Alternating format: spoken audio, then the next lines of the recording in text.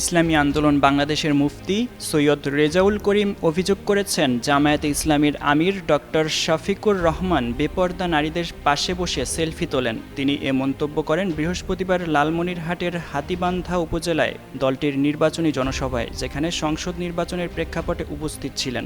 রেজাউল করিম বলেন, আমরা তো কখনো বলিনি ছেলে বা মেয়েরা আলাদা হয়ে আসুন, কিন্তু মেয়েদের পাশে বসে একজন মুরব্বী ব্যক্তি, যিনি দলের আমির, সেলফি তুলছেন।